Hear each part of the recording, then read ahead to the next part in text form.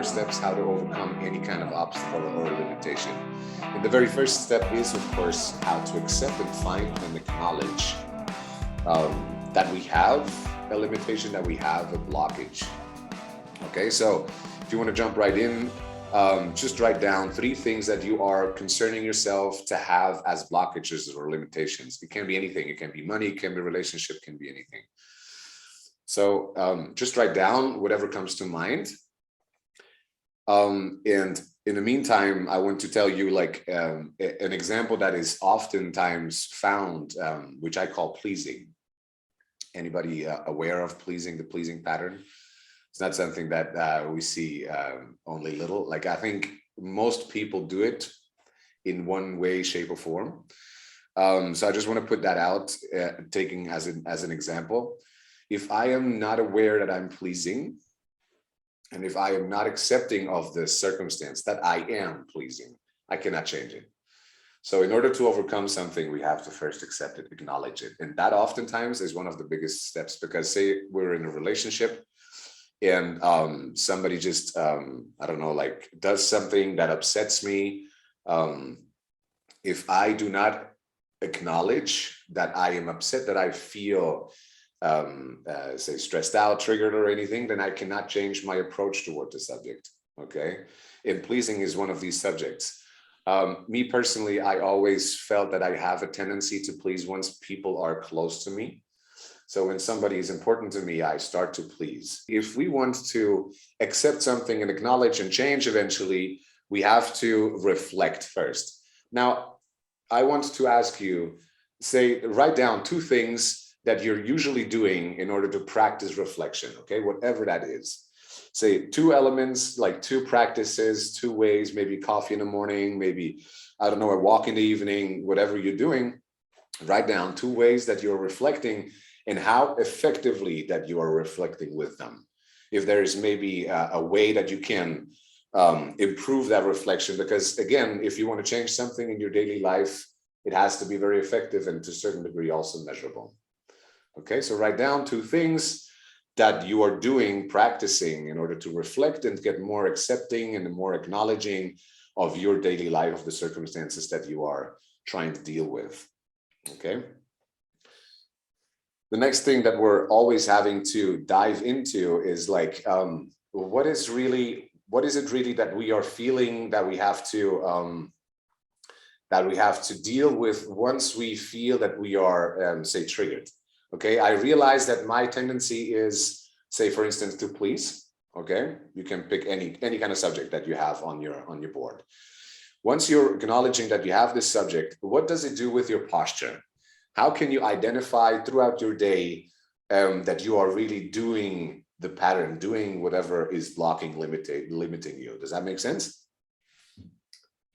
So it's very important, in order to accept and acknowledge what you're doing, observe, reflect onto your posture. Reflect onto, like, how does that make you feel? How do you breathe? What is the pitch of your voice? Do you feel like you're in your power or you're not? And usually when we're dealing with limitations, what happens is that we're completely out of our power, right? Because the limitation eventually fragments us. I hope that makes sense. So once we are understanding that I am trying to overcome a limitation and I realize what it does to me, the next step eventually in this 4-step process is leverage. If I am not available first to accept what I'm having, and then secondly, to put necessary emotional leverage onto it. So say, for instance, like, I'm really done with this, okay? I really don't want to work in this segment anymore. Like, I don't want to really deal with that, say, with the pleasing, my partner pleasing, my boss or anything. Once I am at the point where I truly say, like, I'm done with this, I don't want to do this anymore, that's when I can start to change truly. So the next step in order to change anything really has to be to put enough emotional leverage onto your pattern, onto yourself. Does that make sense? So whatever pattern you have written down, whatever limitations that you have come up with, I want you to think really quick from a scale 1 to 10. What is the emotional leverage for you to really, really, really want to change this? Is there a 7? Is there maybe an 8, or are you maybe at a 2 and saying, you know, it's not so bad, you know, I'm going to get by?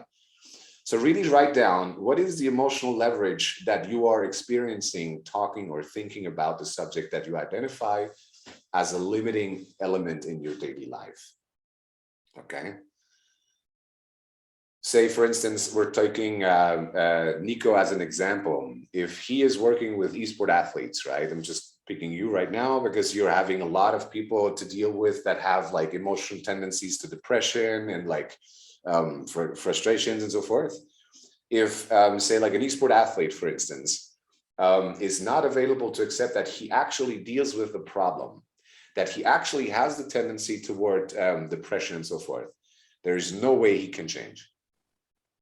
But he will realize that whatever he is living through is not working so well because he might not just be at the top or anything.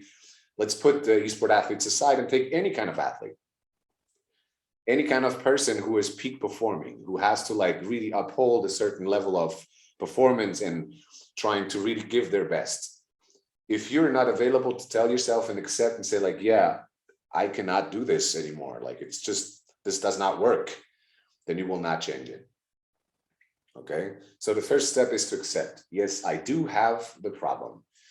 The second, like you can also call it obstacle, by the way, whatever suits you best, okay, whatever word, whatever association works. The second element is leverage. You have to come to terms with yourself that you can really and truly say, I had enough. Okay, let's pick an example. You pick any of the elements that you have written down in step number 1. Any of the things that you feel, believe, or you know, witness to be like blockages, limitations in your daily life.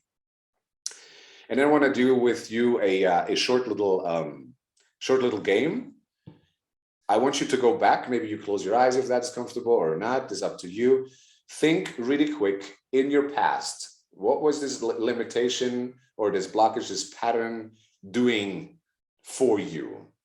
Okay, where have you been seeing how it affects your, say, your daily life? For instance, we're taking again, like I'm talking to a boss or anything, and I say I really want to tell him that it does not work for me the way how he treats me. Okay, and because I am not available to truly accept that I have the problem of being insecure when it comes to my needs, right? And I do not accept this. In the past, this has caused me a lot of strife, a lot of issues, okay? So in the second step, what we want to be doing is go back in time and think really quick. What has been the emotional impact on your daily life by having or doing this pattern?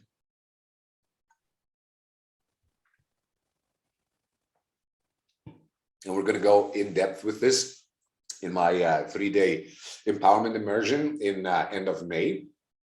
But for now, today, we're going to really dive deep into understanding how much it has caused you already. Okay.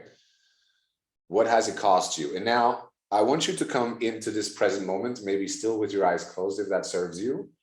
And then you see how this has served you up until today, so that you're finding your way into the present day, and witness the broad impact that this has done for you. So you are here now and you see this pattern still arise, and what impact it has for you in the present day. And then I want you to go into the future. Imagine what it does to you if you continue doing this. And what you will notice, depending on the pattern, I mean, if it's just not, you know, not giving water to your plants, that's one thing, but say like something that really blocks you, really limits you. And you notice what it has done to you in the past, how this affects your present moment, and then what it changes for you in the future if you keep up that way. You're bound to feel a certain emotional leverage, is what I call this, okay? So where you notice, this is not how I want to do things, okay? And this is where you want to go to. If you choose like to go 5 years into the future, and you notice in 5 years, if you keep on doing that, maybe it is a relationship that will break, maybe it is just generally your business not functioning, whatever it is, you will notice how this affects so much of your life. Eventually, when you come to terms how much it affects your daily life and eventually also your future or your past, I want you to write down, once you're ready, how much from a scale from 1 to 10 are you now willing to change this, whatever blockage, limitation, pattern, habit it is. Okay. So just write down or think to yourself, how much do you feel like changing? Once you notice how much it has affected you in the past, how much it came to be affecting your present moment, and then how much it is most probable to affect your future, however far into the future you went. Okay. So once you're noticing that you have a coachee, a client, or anyone that you are working with, simply ask the person, how has that served you in the past? I'm not telling you anything. I just want you to reflect. How much has that affected your past? And then how much is it affecting your present day? Can you accept how much it is actually affecting your present day? And then how much is it most probable to affect your future? And then you might ask, how about changing? Is that something that you consider, right? Eventually, very important here, please note down, it is important to create a certain emotional pressure, how I said, leverage. It's very, very important. The emotional pressure, the emotional leverage that you experience will define how long you will stick with trying to change this pattern. Does that make sense? Okay, so again, this is something that I usually just do and deal with people that I work one-on-one or in my seminars. But what is very important is once you understand that I only will pull through something the more I feel about this topic. So I will only pull through changing the more I feel.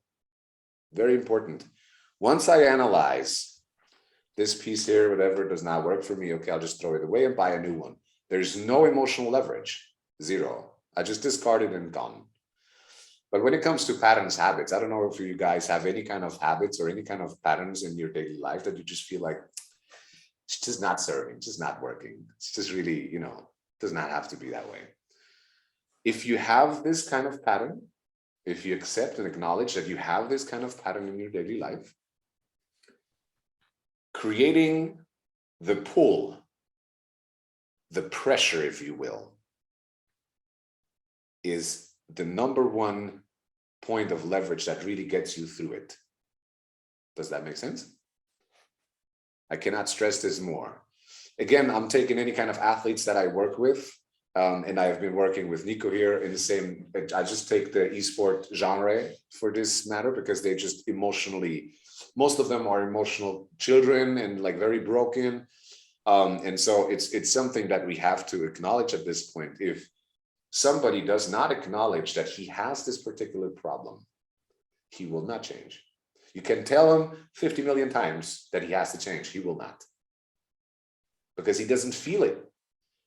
The same goes for kids, for partners, for whatever circumstance. If the person does not feel, he will not change. She will not change.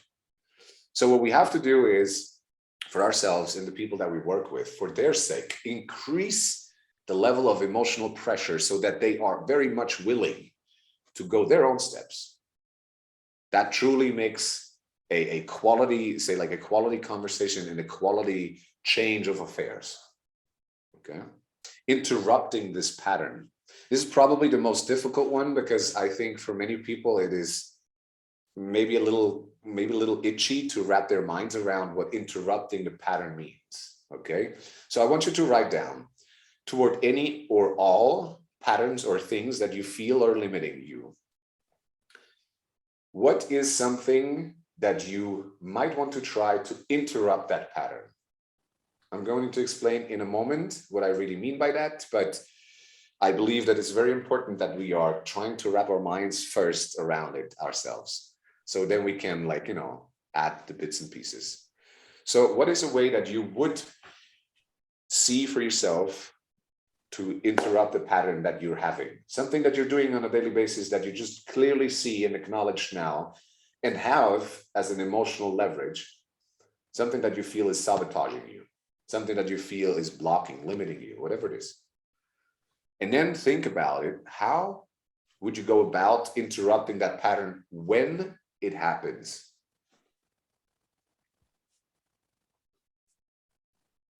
Write it down or think it to yourself. How could you possibly interrupt the pattern when it happens? And that goes for the same thing, goes for the same way. We're all dealing with people in our life, right? That can be as simple as friends or partners.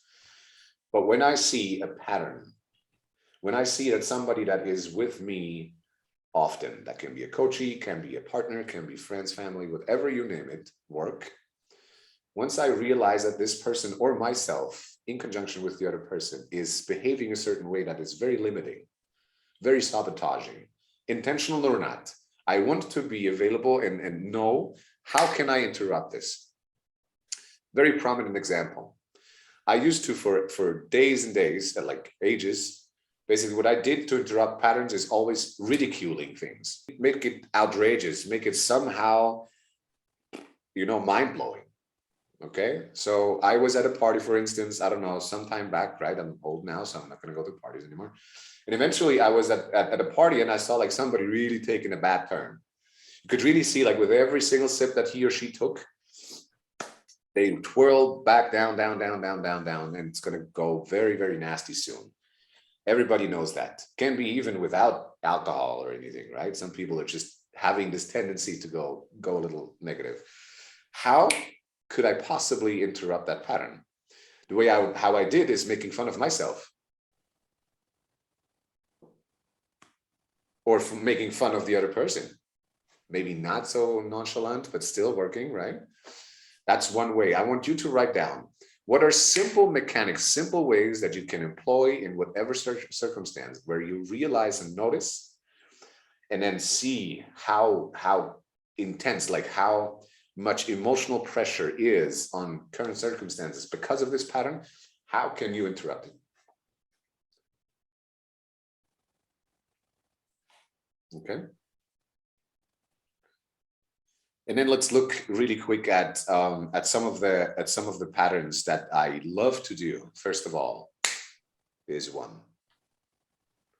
So snapping with your finger. I highly encourage all of you to really learn how to snap your fingers real loud. Really, like, snap them really, really loud. Okay, super simple. But you can anchor and you can interrupt with a literal snip of your finger. So very simple, okay? So I'm talking to someone and I want you to think of the interruption, think of the interruption, think of the interruption. Okay, this is a little more advanced stuff, but I want you to take this away. It does not have to be you making a clown. This is what I used back then. Nowadays, I'm way more subtle. Lucky me, because it was just eventually, you know, difficult a little bit. So snapping with the finger is one thing. Or then also asking questions that are completely off topic. Completely.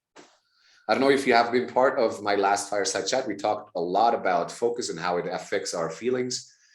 When I think of something bad and I'm drunk and whatever, and, like, you know, I'm going to start cry soon and so forth and so on, where does my focus go? And that's eventually the pattern. So the pattern is nothing else than you focusing on something. You having an inner notion that you repeat. A habitual way of doing. So once you understand that, once you accept it, right? Secondly, you create the understanding, wow, this is not working. I want to get this done now. Okay? The next thing that we have to do is interrupt it. And that can simply be thinking to yourself one particular question or snap with the finger. a particular question that always gets you into a different state. That can be, in the case of my good friend there, I just asked him, can you tell me one of the things that have been truly interesting this, like today? And he's like, well, today was not anything was interesting. He said, yeah, I think he told me, you know? And he was, yeah, well, I think there was something, and he was gone. So it's truly simple.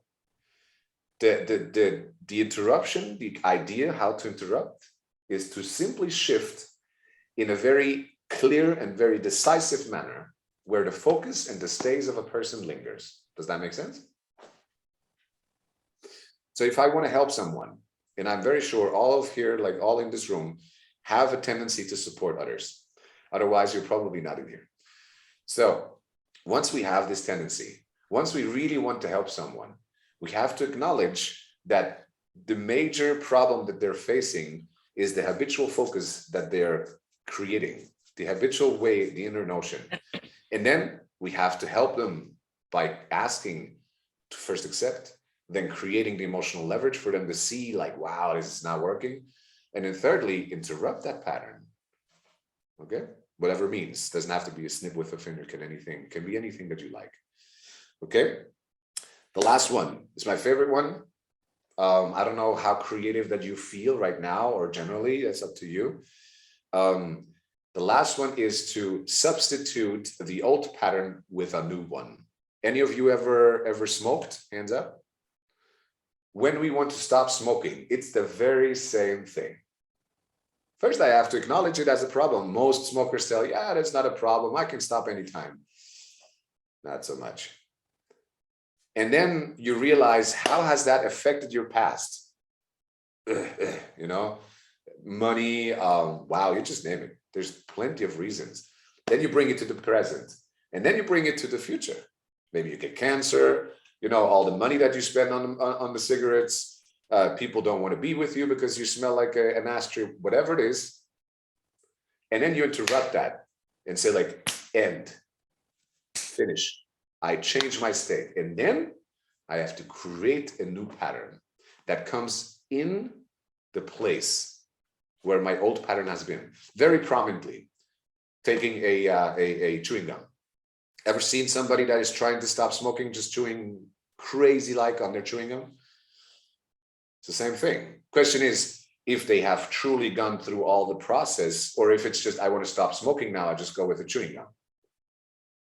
And here again, I want to stress, if you are not available to increase the leverage, the emotional pressure on you because of this pattern, the chances of you pulling through is equal. You're not going to do it. And the people that you're helping, not going to do it. It has to be, it has to truly, you have to feel suffering. It sounds harsh, but understand this. When something is truly bothering me, how likely am I to change it? 100%. But if it's just a little less than truly actually bothering and stressing me out, yeah, you know, I'm going to find ways and, you know, I'm just, you know, coming by, getting by.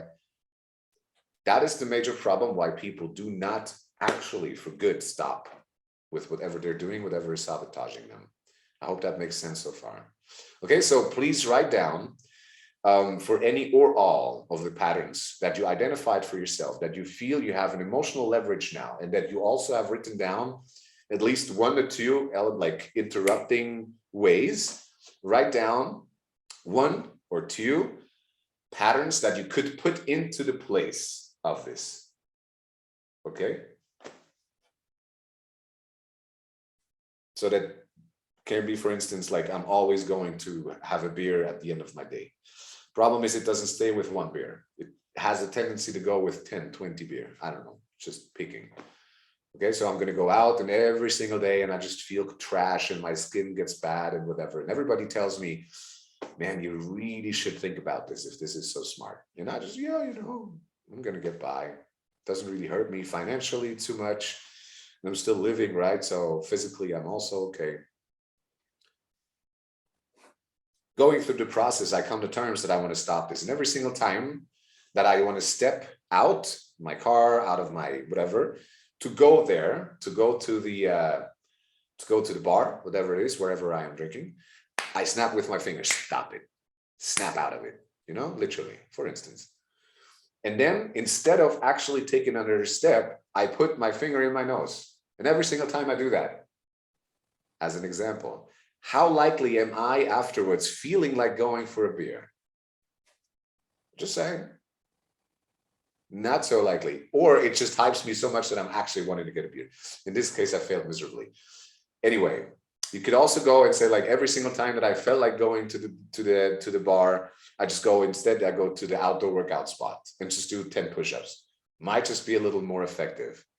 Okay. So ideally, you want to substitute one pattern with the other. That is one of the surest ways to truly overcome a limiting element that you're doing. Let's pick another example. Okay. I have the tendency to overthink. Okay. The tendency to overanalyze, think, okay, this is bad, and should I do this, should I do that, right or wrong?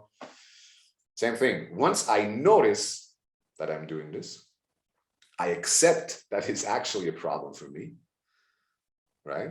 So I notice and then accepting, then I create the emotional leverage saying, like, this actually fucks me up. Sorry for language. This is not something that really is good for me, does not nurture me. Okay, on the contrary, it blocks me, limits me in so many ways.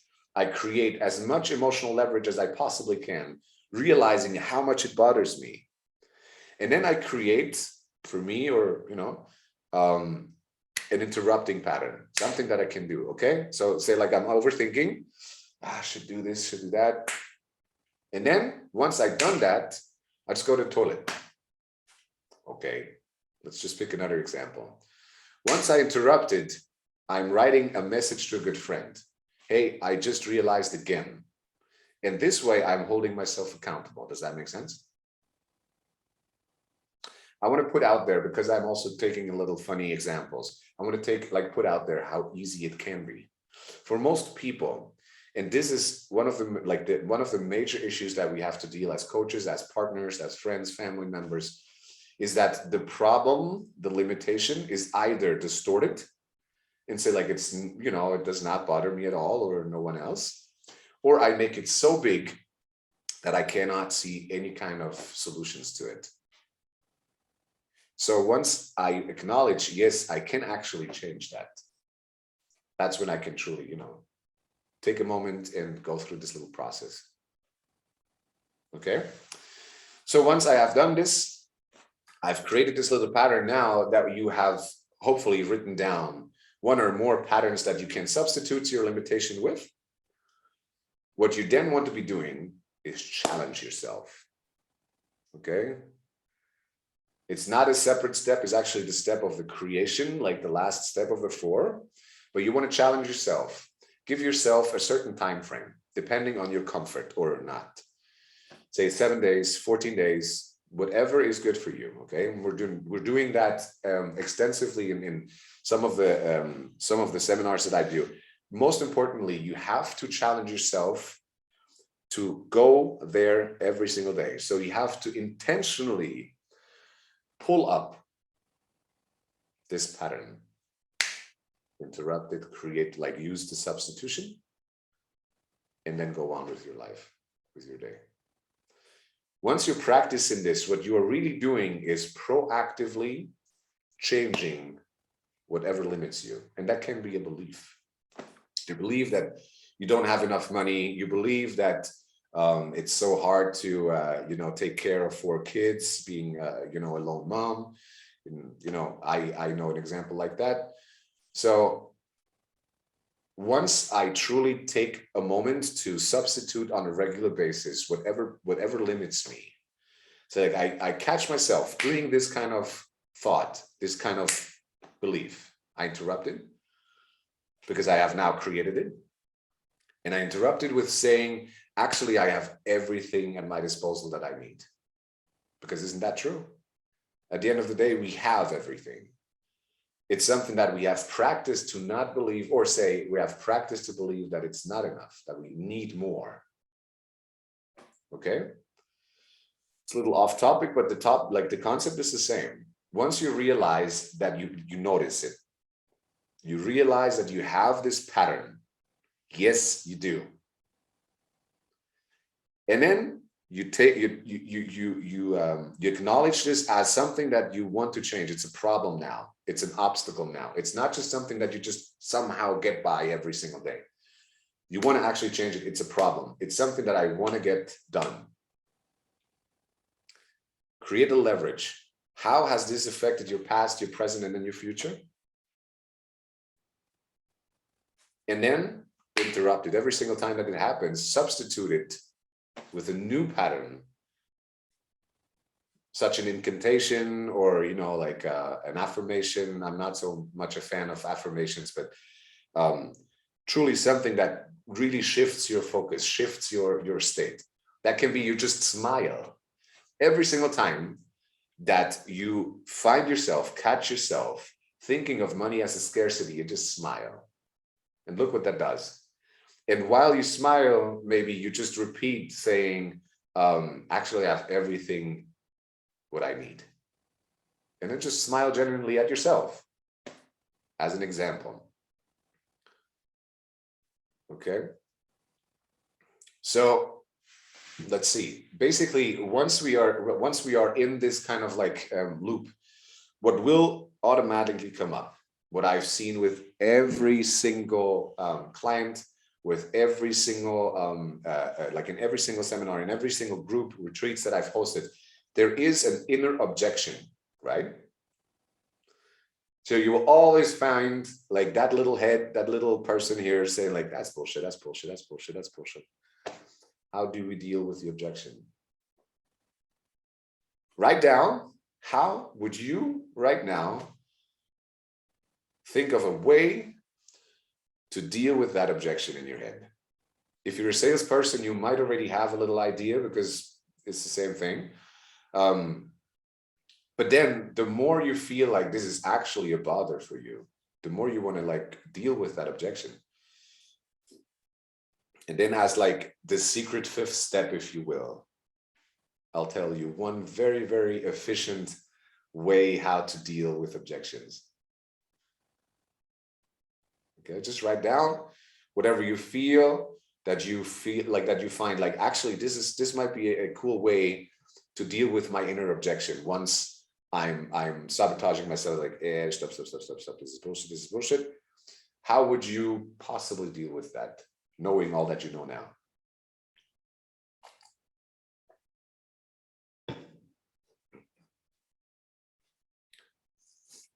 Imagine, eyes closed or not, it's up to you. Imagine somebody stands behind you and you're really doing your best. You're trying so hard.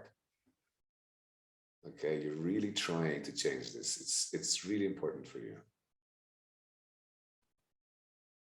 And somebody stands behind you just telling you, you're not going to do this. This is not working. This is bullshit. It doesn't work because of this, doesn't work because of that. What would be your instantaneous response? And please do that. In my case, it's bullshit. It really works. It's simply talking back, right? If you feel somebody's talking to you and you try to not regard it, it's eating at you. And it sounds funny, honestly, but it sounds funny. If you tell this person or this voice, listen, I cannot use you right now, bye. It's silent. So I invite you to try that out. Okay, you can use whatever pattern works for you. This has worked for me like for I don't know, more than hundreds and like, you know, people, coaches, and for myself as well. I have some severe patterns that I have to go through and change. And this has truly worked for me. It's bullshit. Nah, not gonna listen. Bye. You actually regard this voice and you actually tell this voice, I'm choosing a different path now. Bye.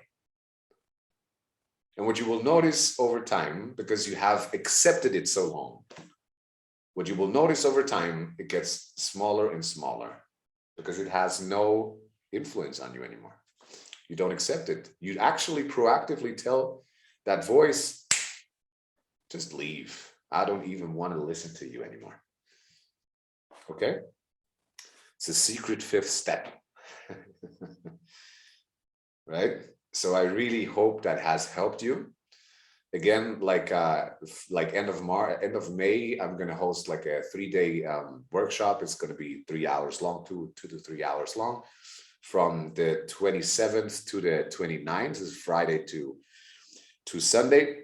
If you feel you want to dive more into topics like these, so for instance, like how do habits come about? Like why do we create them in the first place? On what premise do we create our habits, our patterns? I believe personally it's a very, very important subject. Another subject that I deal with in these kind of like areas is like, how do we create the beliefs that we have? If I believe something to be true, or I believe that something is not true, I'm right either way. And that is the crux with beliefs. But on what premise? Why have I created this belief? Once I understand this, I can observe the pattern and I can change the pattern, what we learned today. Because then I see I actually do that. I don't want to do that anymore.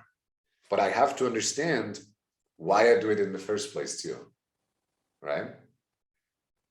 And then another one is like the values that we have. Any of you knows about their values? Hands up.